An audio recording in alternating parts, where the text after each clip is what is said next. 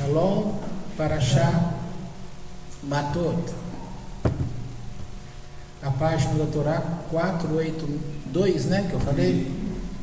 482. Estamos na porção semanal número 42. E diz assim: E falou Moisés aos cabeças das tribos de Israel, dizendo: Isto é o que ordenou o Eterno: quando um homem fizer um voto ao Eterno, ou fizer um juramento para se obrigar a alguma abstinência, não profanará sua palavra, como tudo que saiu de sua boca, assim fará.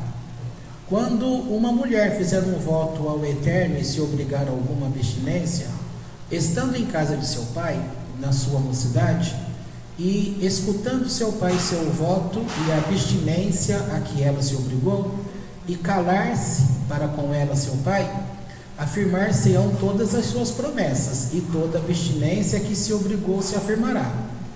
E se lhe impedir seu pai, no dia em que escutou todas as suas promessas, ele levará o pecado dela. Estes são os estatutos que ordenou o Eterno a Moisés, entre o homem e sua mulher, entre o pai e sua filha, na mocidade dela, em casa de seu pai. Agora, no 31. E falou o Eterno a Moisés, dizendo: Vinga os filhos de Israel dos midianitas, e depois serás juntado ao teu povo. Repetindo: vinga os filhos de Israel dos midianitas, e depois serás juntado ao teu povo. E falou Moisés ao povo, dizendo: Armai-vos alguns de vós para o exército, e estes que saiam contra Midian, para fazerem a vingança do Eterno contra Midian. 1000 homens por tribo, de cada uma das tribos de Israel, enviareis ao exército. E foram entregues dos milhares de Israel 1000 por tribo, 12.000 armados para o exército. E enviou-os Moisés para o exército de cada tribo 1000, a estes e a Pinhas, filho de Elazar, o sacerdote, como com os objetos sagrados e as trombetas para o toque retinido em seu poder. E lutaram contra Midian, como ordenou o Eterno a Moisés, e mataram a todo homem. E os reis de Midian mataram entre os que foram mortos a Evi, a Rekem, a Zur, Hur, Reba, os 5 reis de Midian, e a Bilam, filho de Beor, mataram-no à espada. Bom, até aqui tá bom. Quero frisar aqui com vocês esse verso, olha, o verso 2 desse 31. Vinga os filhos de Israel dos medianitas, e depois serás juntado ao teu povo. Isso aqui é o Eterno falando a Moisés, tá? Mas daqui a pouco a gente entra nesse assunto, porque o que você entende e depois serás juntado a teu povo? Deus estava falando o que para ele? Deus está falando com ele através dessa palavra que ele iria fazer essa guerra e depois ele seria recolhido ao seu povo. Que povo? Seus antepassados, que já estão na eternidade. Ou seja, essa será a tua última guerra, você vai morrer, tá? Então eu ia falar isso aqui depois, mas já começa agora. O Eterno está falando para ele. Aqui tem uma coisa interessante também para a gente mencionar, é que havia mandamentos do Eterno em relação quando se vai fazer uma guerra, que sempre tendo prudência, você deve tentar em diplomacia um concerto de paz, para evitar mortes desnecessárias, essas coisas todas. Mas nesse sentido aqui, contra os midianitas, o próprio Eterno mandou com que eles reunissem o exército e já saíssem. Ou seja, aqui ele não ordenou que cumprisse aquele mandamento de tentar um acordo de paz. Por que isso? Porque essa nação, esse povo, tinha feito muito mal. Quando o Eterno toma uma decisão assim, e você vê que é raro, tá? O Eterno não é Deus que a gente deve ter medo. Medo no sentido de que aquele medo, pavor. Devemos ter temor ao nome do Eterno, responsabilidade com o nome do Eterno. Medo? Servir ao Eterno por medo, por punição, por essas coisas? Claro que não, porque quem serve por servidão de medo, ele não está prestando um culto ao Eterno, ele não está valorizando uma vida agradável, reconhecendo aquilo que Deus tem feito por nós, tá? Como que você teria melhoramento no seu caráter se você estivesse servindo por medo? Ora, quando você faz por medo, você não vai alterar nada em você. Você estaria mantendo aquela couraça que foi levantada. Você estaria simplesmente ratificando, entre aspas, essa doença que você criou. Então, servir a Deus por medo não é uma boa, mas infelizmente muitas pessoas, não são poucas, muitas pessoas têm servido a Deus por medo. E o medo principal é o chamado medo da perda da salvação. Para a gente entrar nesse esquema de medo, nesse sentido, a gente seria obrigado a falar de religiões que têm usado esse artifício para fazer com que pessoas andem com eles, tá? Mas o enfoque não é isso. Já falei muito desse tema, não quero tocar nesse assunto agora. O assunto que eu quero falar é nesse sentido. Quando enche a medida de Deus, e sempre para encher a medida tem que se fazer bastante coisa, tá? Quando nós vimos, não faz muito tempo, um verso do Pirkei Avot, Ética dos Pais, foi dito que nós estamos na antessala do julgamento, que esse mundo onde nós estamos seria a antessala, e diante de nós, quando abrisse aquela porta e anunciasse o seu nome, você seria convocado, e nada, ninguém poderia livrar você dessa convocação.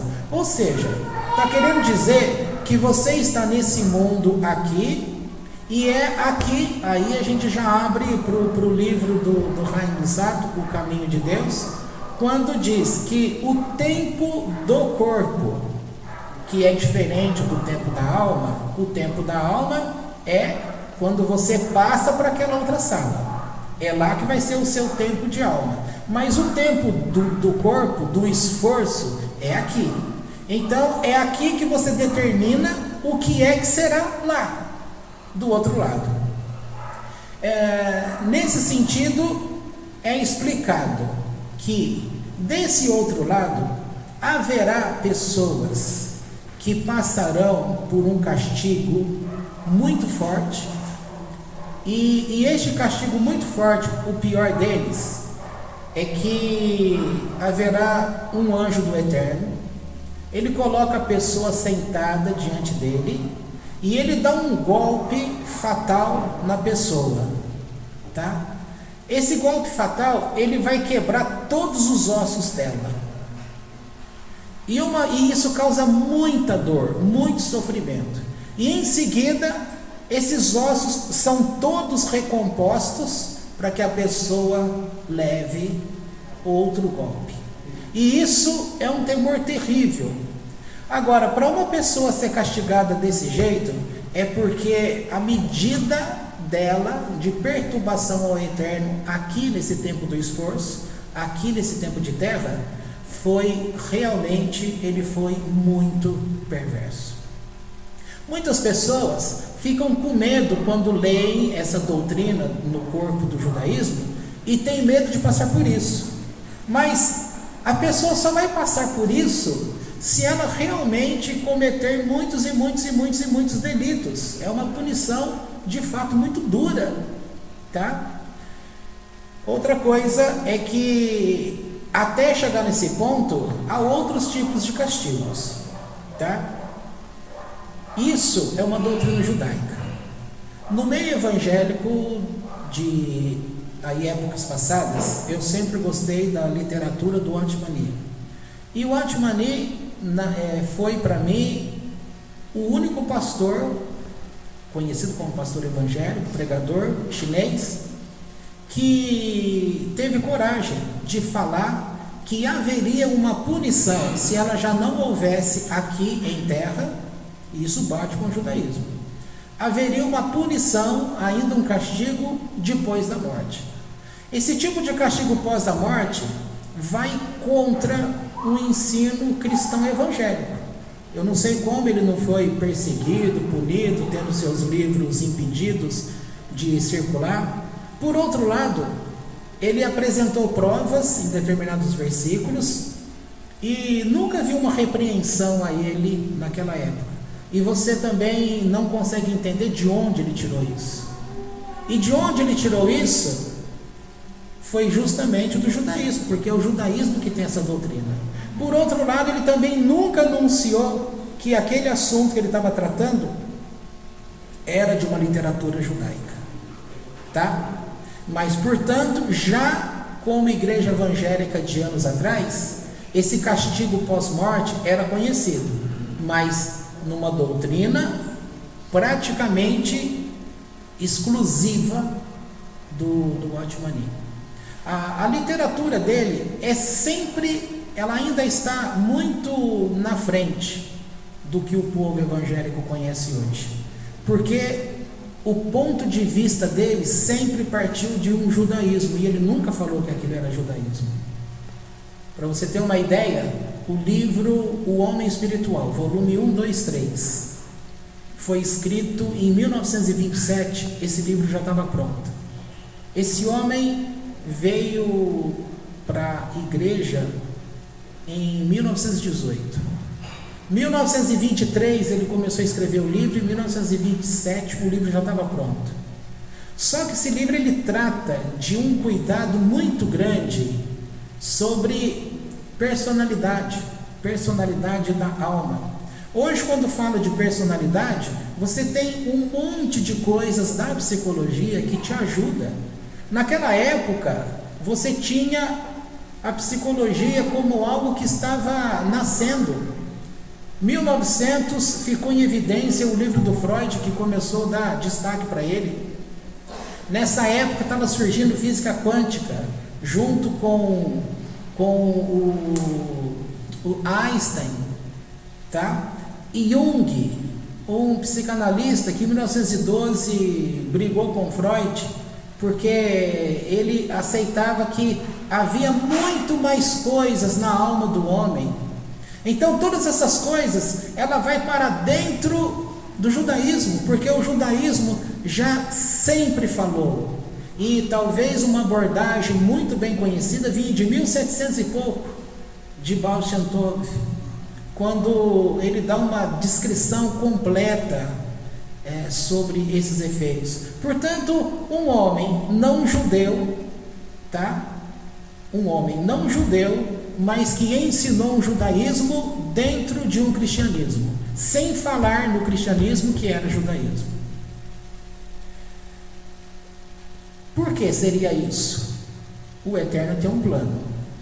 E quando ele, nesses tempos mais atuais, aí, últimos, porque ele morreu, se eu não me engano, 1981, parece, mais ou menos, é na década de 80. E alguém que fala de um castigo pós-morte é coisa que dentro daquele medo que foi estruturado um cristianismo, que você tem que ter medo de Deus, medo do inferno, medo do diabo. Então você tem medo de Deus, medo do diabo, medo de morrer, medo do inferno. Então essa questão do castigo pós-vida seria mais um medo nas costas do povo. E por incrível que pareça, não aconteceu assim, porque a questão que ele coloca, ela parte de um princípio e atravessa esse princípio dentro de um ritmo judaico. Portanto, quem leu estas coisas desde essa época, estes livros dele, ainda hoje são livros que estão fora de uma ótica cristã evangélica. Tem nome de evangélico, tem nome de igreja evangélica, mas o conteúdo, tirando os nomes de Jesus como Messias, tirando aquelas coisas todas, não deixa de ser uma literatura de base judaica, embora tenha nome de cristão. E isso eu creio que deve ter servido, como foi no meu caso, no nosso caso, uma base para que quando a gente chegasse, tivesse condições de chegar no judaísmo, a gente não iria se assustar com algumas coisas. Isso é uma opinião particular minha, tá? Porque Deus sempre vai fazendo um preparo, tá? Você vai pintar uma parede, você tem que fazer um preparo. Você vai pintar a lataria de um carro, você vai fazer um preparo no material. E nós, como material, Deus tem que fazer um preparo em nós, tá? Por isso que eu não vejo essas coisas como alguém que tinha uma cabeça muito boa, mas que não alcançou o judaísmo. Na minha opinião, ele tinha que conhecer essas coisas judaicas para jogar esse tipo de ensino para aqueles da igreja evangélica que um dia iriam se descobrir como Bnei Noach e iriam ter coragem de romper com a igreja evangélica e assumir a Torá junto com Israel, porque esse é o caminho de fato preparado pelo Eterno. E o medo dessas coisas, como eu estou falando, não houve esse medo, tá? Mas que de fato explica muitas coisas, explica. E já nessa doutrina judaica, o povo tem medo sim, porque este chamado inferno que o cristão fala, dentro do judaísmo não tem esse tipo de inferno. Agora, esse inferno como castigo, todos nós passaremos por ele. Então aquela ideia de morreu e já vai para um lugar bom de descanso, geralmente nem os tzadikim, os justos, já entram direto. Para entrar direto tem que ter muito mérito. Teve gente que alcançou isso? Claro que teve. Como aqui nós estamos falando que houve uma nação que o Eterno não usou dessa misericórdia de oferecer um acordo de paz. Já mandou que Moisés reunisse o exército logo e já fosse de surpresa mesmo. Por quê? Porque eles atingiram a medida que Deus tinha estabelecido, tá? Sempre que um povo, veja só, os amalequitas é um exemplo. Quantas vezes lá atrás você ouve falar de amalequitas e só lá no tempo de Saul, quando ele era rei, que foi dado uma ordem para ele, de Samuel, que ouviu de Deus e mandou: vá e acabe com tudo que é Amaleque. E ele não cumpriu, porque ele poupou o melhor do gado e poupou o rei Agag. E isso trouxe muitas consequências. Mas quando chega aquele momento, ou seja, não foi destruído Amaleque desde o começo, porque eles não tinham ainda feito tantas coisas que enchesse a medida do Eterno. Então aqui mostra o quanto Deus é misericordioso, o quanto Deus dá oportunidade a povos, nações, pessoas individualmente falando.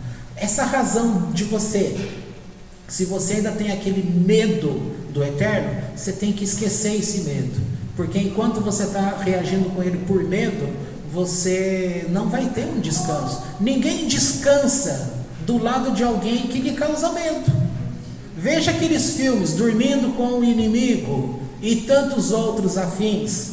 Você está sempre em tensão, nunca descansa. E uma pessoa que está em tensão, ainda que ela não saiba que está em tensão, ela não é livre para servir o Eterno.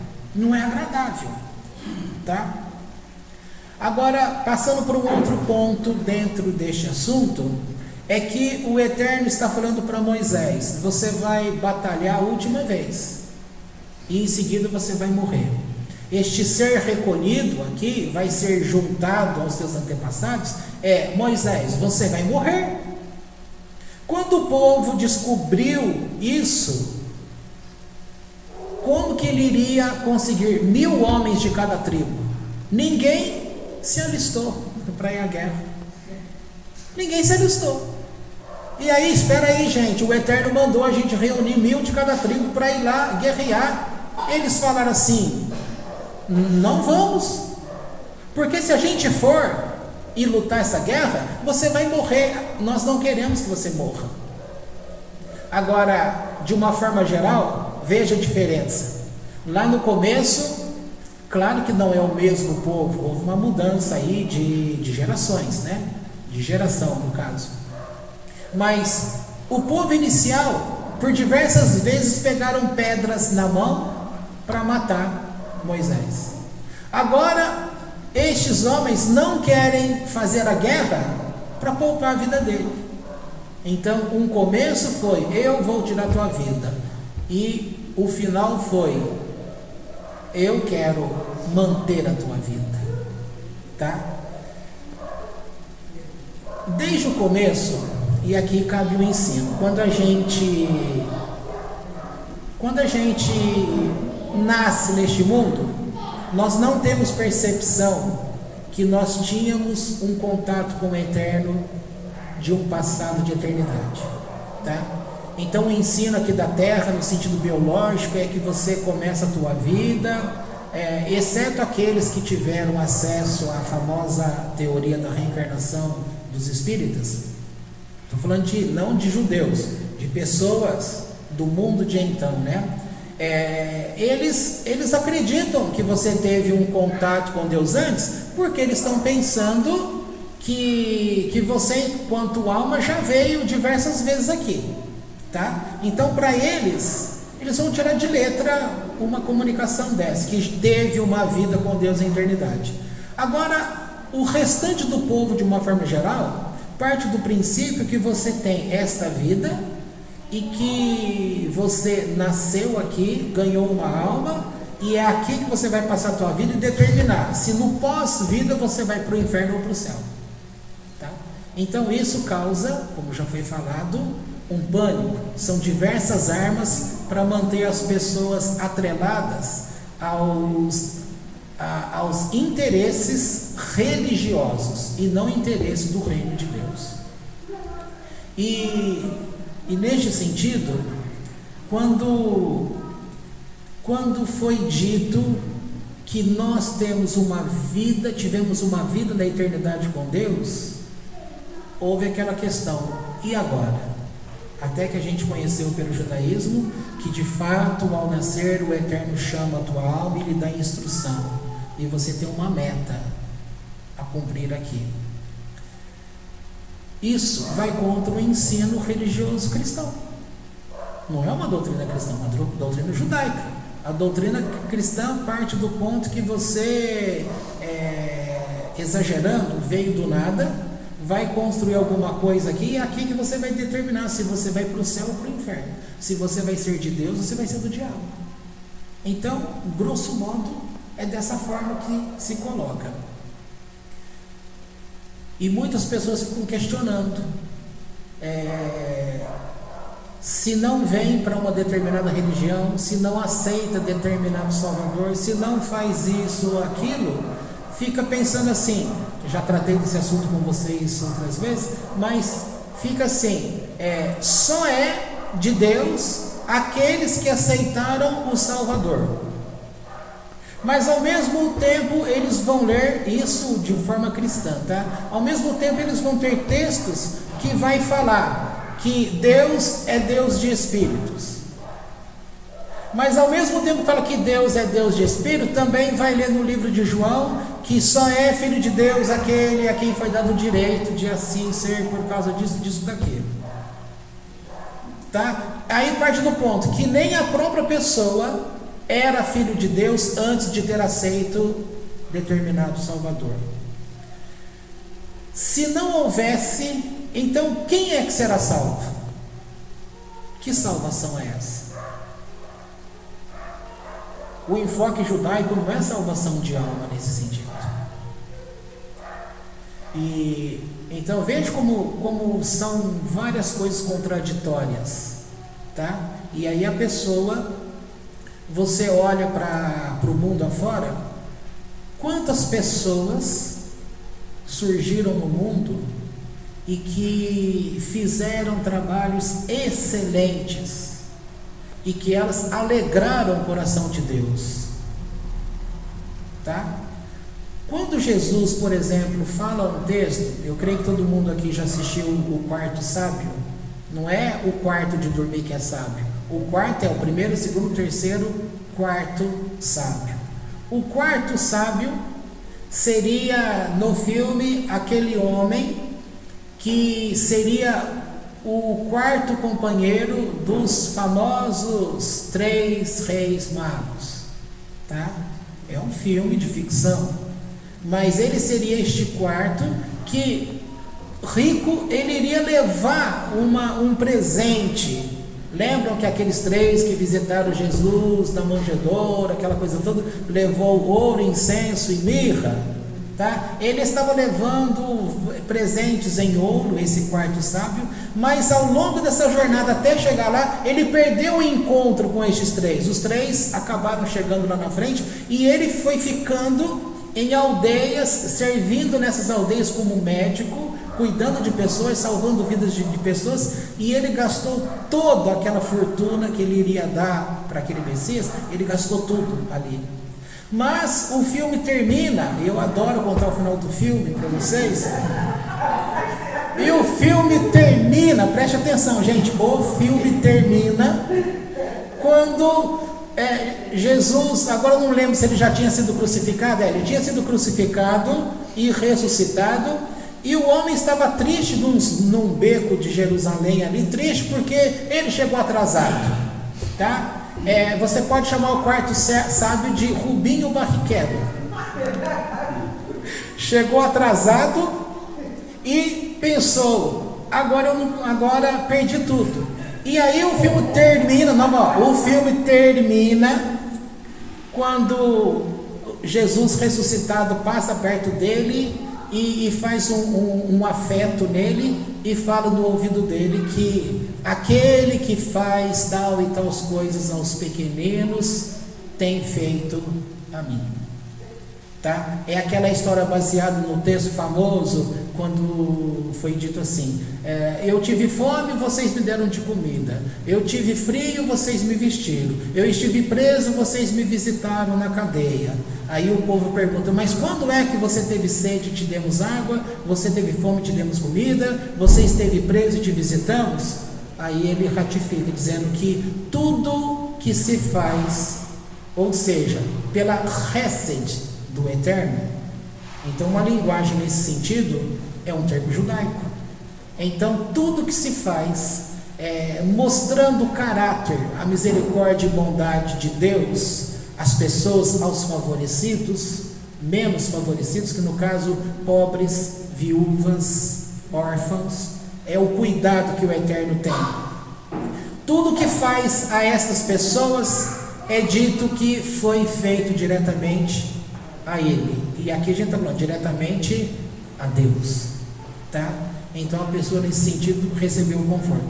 Aí você vê pessoas que ao longo da vida tiveram um comportamento não religioso com nenhuma instituição religiosa, mas que durante a vida dela, ela demonstrou o Hesed do Eterno, demonstrou misericórdia, ela se doou, ela usou o dinheiro dela, a inteligência dela, o tempo dela, tudo para poder favorecer pessoas. Num sentido cristão que diz que prega o amor, esse tipo de pessoa que viveu o amor, num exemplo prático, vai para o inferno. Então que Deus é esse? Que não recompensa o bem que uma pessoa fez aqui, porque parte de um ponto, você nasceu em pecado, e se você não aceitar o Salvador, você vai para o inferno. Gente, essa teologia ela é falha, ela está errada. Não tem sentido. E nós aqui convivemos com ela e vivemos por ela muitos e muitos e muitos anos. Eu, por exemplo, 30 anos vivendo dentro de um conceito desse. Quer dizer que uma pessoa que faz esse comportamento que representa Deus, e tem muitos destes que estão na instituição religiosa, que nunca representaram Deus, e mesmo dentro da igreja religiosa não tem um comportamento ainda que representa a resto de Deus. Qual que é a briga no meio do povo? Exemplo clássico que existe em toda a igreja: coloca-se um adesivo no carro, propriedade exclusiva de Deus. Mas na hora da chuva, na hora que está saindo com o carro da igreja, quantas pessoas estão no ponto do ônibus, quantas senhoras velhinhas estão lá, malemar consegue subir no ônibus, o irmãozinho passa com aquele carro dele, propriedade de Deus, e essa propriedade de Deus nunca chega para esse irmão menos favorecido. A pessoa fica com dificuldade, nunca recebe uma carona para ir para a referida igreja. Bonito, né? Só no papel, só no plástico, só no adesivo. E aquelas pessoas que colocaram a mão na massa e fizeram e transformaram, gente, não precisa ir longe, é só assistir o Luciano Huck, que ele faz aquele quadro que abençoa pessoas com propriedade.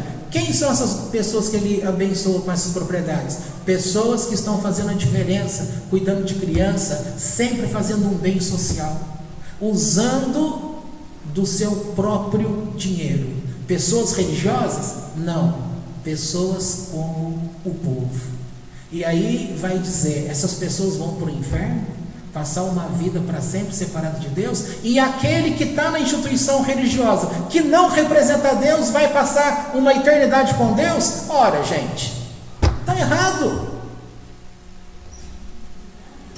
Todos nasceram de Deus, como você bem sabe. Todos nasceram de Deus. E a ideia é você cumprir a tua meta aqui e retornar para Deus, fazendo a tua função em ajudar pelo cumprimento da vontade do Eterno e cumprir as votos do Eterno. E alterando o seu caráter, você estaria melhorando a vida nesta terra. Você estaria retificando este mundo criado. E aí, ao voltar para o Eterno, vai ser analisado tudo aquilo que você fez. E nesta análise, tudo vai ser considerado. Por isso é importante o livrinho que a gente leu, O Caminho de Deus. Ali foi informado muito certinho que tudo que uma pessoa faz é considerado no juízo do Eterno. Tá?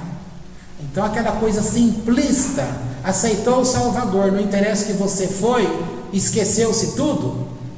De jeito nenhum, não vai esquecer nada não. Vai ser tudo pesado na balança, mas não a balança do homem, a balança justa do Eterno. E aí, para aquele efeito, vai ser corrigido, porque muitas coisas que você fez, você acaba pagando aqui mesmo. Já vai aliviando o futuro. Uma preocupação, quem tinha essa preocupação, agora não me lembro se é Isaac ou se era Jacó. Ele falava para Deus, se vai ter um julgamento lá na frente, então não seria melhor que a gente já fosse pagando o nosso erro aqui, para a gente não ter tanto sofrimento no pós-morte? Aí Deus gostou dessa opinião e disse, gostei, vou acatar e vou começar com você. Tá? Então é essa questão. Muito interessante essas coisas. Portanto, aqui o Eterno, a gente vê o povo pegando pedras para matar Moisés, mas depois não querendo se alistar no exército para dar direito de vida a ele. Tá? Isso mostra que em uma geração pode-se mudar completamente. Na geração anterior, a pedra era para matar. Na geração seguinte, todo mundo que tinha pedra na mão, jogaram ao chão para manter a vida. Então, muito simples é esse tipo de ensino, que vale para você.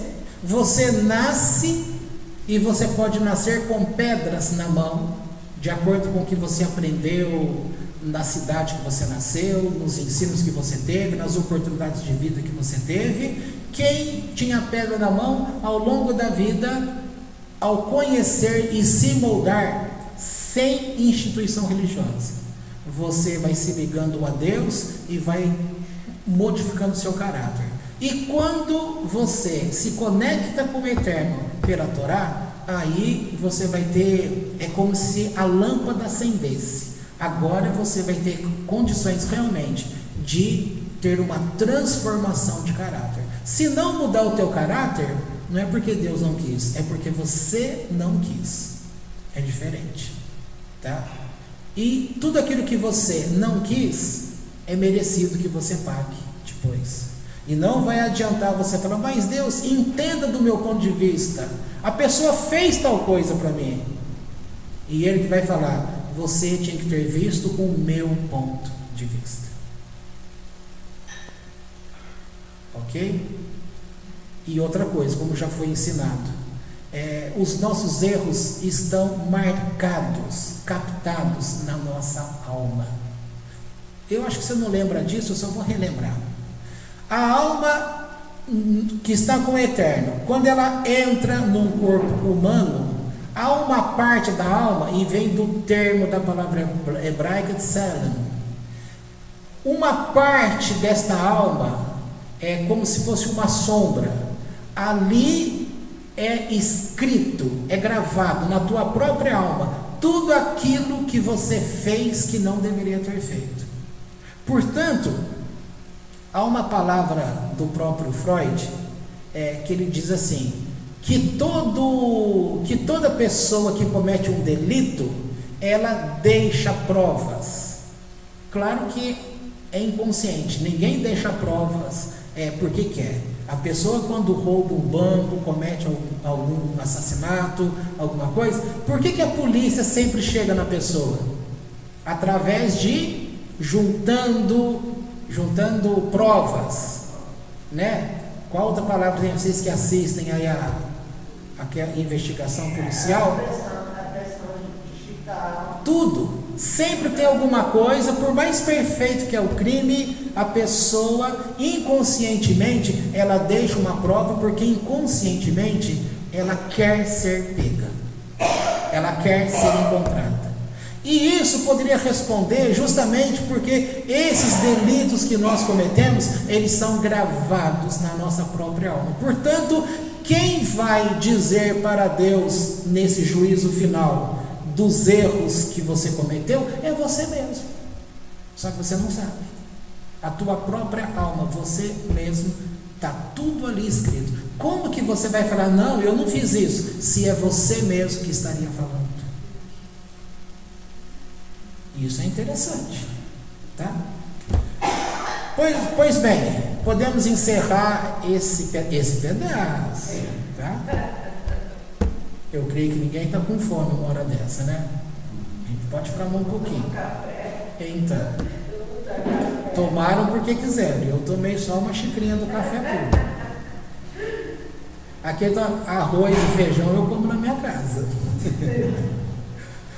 Gente, essa primeira parte aqui é aquele assunto quando se fala, olha lá, quando um homem fizer um voto ao Eterno ou fizer um juramento para se obrigar a alguma abstinência, não profanará a sua palavra, com tudo que saiu de sua boca, assim falará. O povo na terra, considerando as suas diversas instituições religiosas, o povo cumpre esta palavra? Mas político é outra classe já pervertida. De uma forma geral, estou falando de pessoas normais. Dentro de igrejas religiosas, as pessoas cumprem isso. Dentro do judaísmo, as pessoas cumprem isso. Então aqui é uma assertiva da parte de Deus, dando um toque. Olha, Preste atenção naquilo que você fala, naquilo que você faz. Não prometa coisas que você não tem condições de cumprir. E ele usa esse mesmo princípio em relação a Deus. As pessoas fazem votos diversos para Deus. Se eu arrumar aquele emprego, eu faço isso para ti. Se acontecer tal coisa, eu faço tal coisa. Se não sei o que, eu faço aquilo. Se meu namorado voltar comigo, eu vou fazer tal coisa. E é coisas diversas.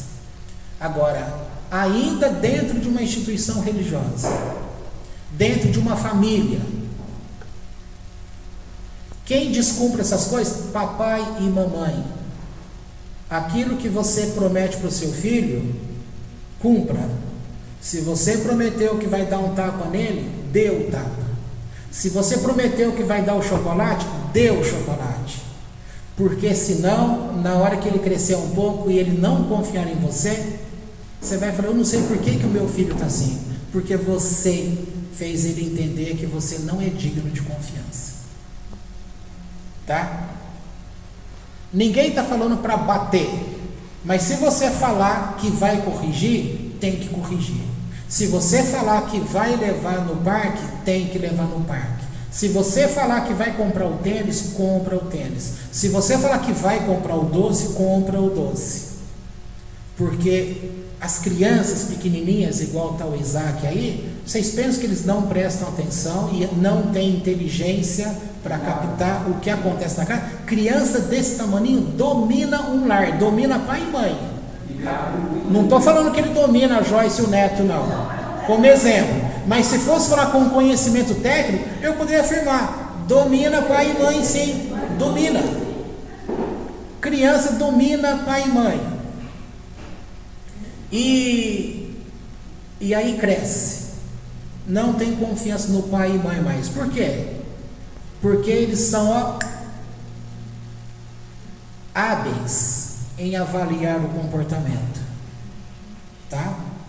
E eles começam a perceber que a famosa frase popular: aquilo que você fala não se escreve. E um filho, um amigo que não confia no seu pai ou no seu companheiro, é muito difícil.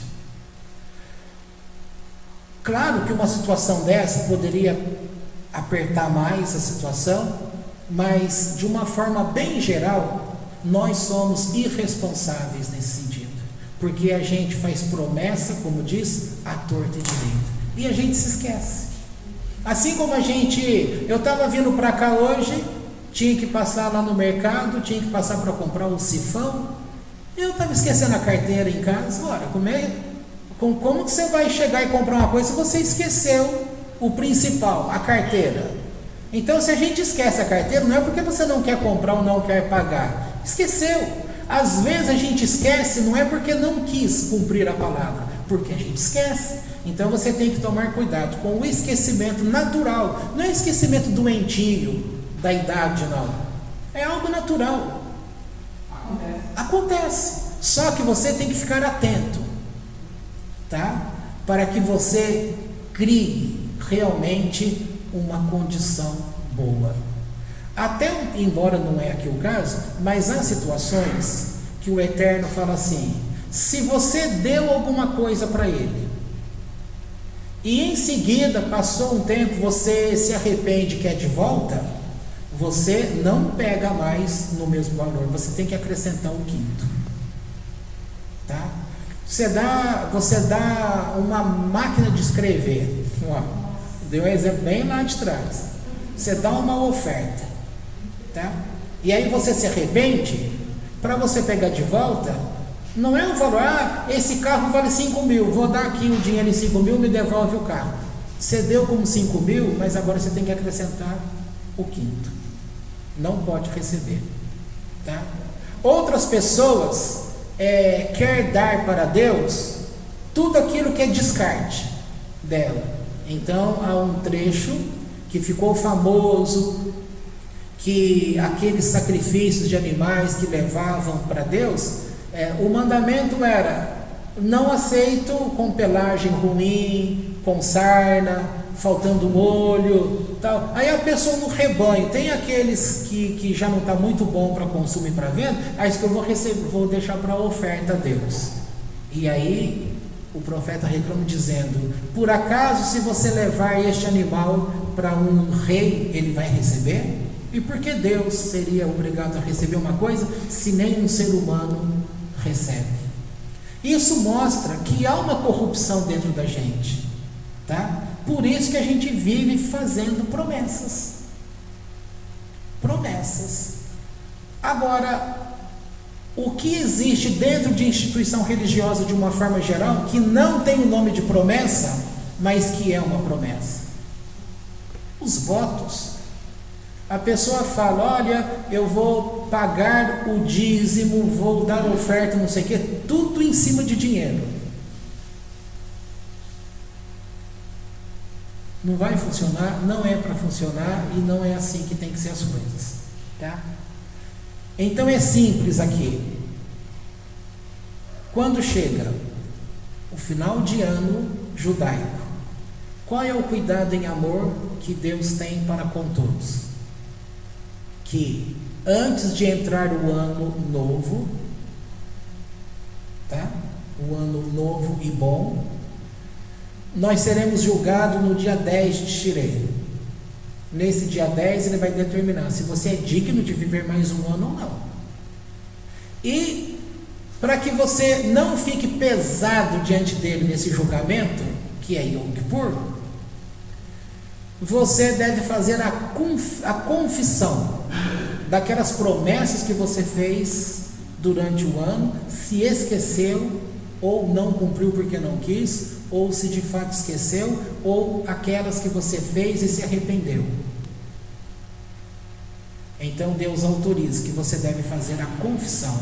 Para quê? Para que você entre um ano limpo de culpa. Então essa responsabilidade, ao invés de achar, eu vou agir assim, do jeito que for, porque chegar lá no dia a gente tem direito de confessar mesmo, você não deve ter uma cabeça assim. Você deve pensar que a gente deve se policiar e crescer como pessoa. Porque não é interessante você ficar fazendo promessa assim aleatória, para quê? E aí o judaísmo tem um recurso. Quem lembra da frase que quando a gente promete alguma coisa, acrescenta qual frase? Que palavrinha? Para que não fique caracterizado promessa. Beli Neder. Olha, vou no aniversário semana que vem, tá? Beli Neder. Se eu não conseguir, não é uma promessa, eu estou isento disso. Ó, vou te dar um presente, Beli Neder. Tá? Entendeu? Por quê? Se eu não conseguir dar o presente, eu estou livre da promessa. Então nós temos recurso de usar o Beli Neder. Ou então não sabe falar Beli Neder? Declara, não é uma promessa. Fala em português mesmo. Mas que deixe claro que você não está preso naquela situação. Porque se você não conseguir, a ideia é, se Deus assim me permitir, eu farei. Sempre colocando na condição que se Deus assim me permitir, eu farei. Se eu não conseguir, é porque não houve uma aprovação divina, não houve, as coisas não contribuíram para aquele bem, e eu estou livre daquela promessa. E aqui esse começo fala, se até a idade da filha que está morando na casa do pai, ela faz uma promessa a Deus assim, e o pai ouve. Então aqui está dizendo, o pai tem autoridade sobre ela. Então o pai pode falar diante de Deus, eu libero a minha filha. Tá? Tem um caso em que o filho de um mestre, ele tinha feito uma promessa, uma prova aí que ele nunca mais beberia vinho com o pai. E aquilo entristeceu muito o pai. De ver o pai triste, ele ficou aborrecido, ficou triste porque ele fez aquela promessa, naquele momento achando que era uma coisa boa, mas foi uma coisa sem ter avaliado questões. Como o pai era um Talmid Raham, ou seja, um homem sábio, conhecedor das coisas de Deus, um dia ele conversa com o filho e fala: meu filho, se você soubesse que esta promessa, este ato iria magoar tanto a mim como seu pai, você teria feito? Ele: de jeito nenhum, pai, jamais faria isso. Então eu te libero desse voto. É assim que são feitas as coisas. Famoso Rabi Akiva, o que aconteceu com ele? A esposa dele, porque casou com Akiva, que era um homem pobre, o que aconteceu? O pai, um homem rico, deserdou a menina. E o tempo passou, pelo menos 24 anos passaram, Akiva se tornou aquele homem já com 24.000 alunos e um homem muito sábio. Quando ele retorna àquela vila, depois desses anos todos, o sogro dele não sabia que o Akiva, quem era o Akiva. E aí teve uma audiência e abriu o coração, dizendo que lá no passado ele tinha cometido uma atitude assim, assim, assim, e que ele se arrepende muito. Então o Akiva diz para ele: este homem que você fala sou eu sou o teu genro. E como ele era um talmid raham, ele liberou o sogro daquele voto, daquele pecado, daquela dor, tá bom? Então esse tipo de coisa é para você usar no teu dia a dia, na tua casa, na escola, no trabalho e na casa, na escola, com os amigos, com a família, para onde quer que você for, e com estranhos também, sempre tendo atenção, tá? E não fazer uso, como diz o ditado, come mortadela e arrota presunto, tá? Então não faça isso. Não queira se engrandecer, ainda que com estranho, com votos bobos, loucos. Não tenha vergonha de falar: isso não é uma promessa. Ou Billy Nether, tá bom?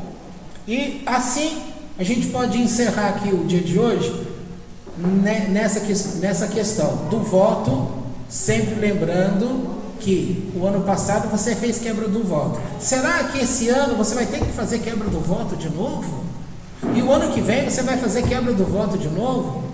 Provavelmente nós teremos que fazer isso. Mas se a gente fez lá 50 votos, e esse ano 25, a gente já andou 50%. Se o ano que vem for 12, no outro ano for 6, quem sabe vai chegar um ano que a gente não vai precisar quebrar voto, porque a gente conseguiu vigiar o ano todo e usar esse mecanismo, Billy Nether. Não errar desnecessariamente. E na segunda parte, que foi a primeira, para a gente entender, uma geração pegou pedras, a outra geração, no sentido figurado, soltaram as pedras. Uma quis matar, a outra quis dar a vida. Aí eu te falo: qual geração você quer permanecer? A que mata ou aquela que gera vida? É aquela que gera vida. Então, quem é que nos dá a vida? Não é aquele, é ele, tá? Quem nos dá a vida é quem nos deu a Torá. E ele fez esse mundo olhando a Torá. Então nós estamos diante dele, procurando seguir os conceitos que ele nos trouxe. E estes conceitos vai modelando a nossa personalidade. As pessoas acham que cumprir determinadas leis que Deus determinou como se usa até hoje nos meios religiosos, que é ser fariseu, é farisaísmo. Quando você cumpre o mandamento do Eterno, você, além de estar cumprindo o mandamento, talvez o mandamento ele está regulando uma retificação nas coisas deste mundo, e ainda por cima está modelando a tua personalidade. Você nem fica sabendo, mas está mudando uma personalidade. Então isso faz com que você, que nasce com pedra na mão, ao longo da vida você aprende a soltar a pedra para gerar vida a alguém. Porque Deus é doador de vida e a gente também tem que aprender a ser doadores de vida. Nós somos recipiente da luz. Então a gente precisa aprender a ser um bom recipiente limpo, para captar bem a luz do eterno, para a gente também ser um doador dessa luz. Tá certo? Essa foi a ideia desta paraxá de hoje, para que seja algo muito útil na sua vida diária. Tá certo?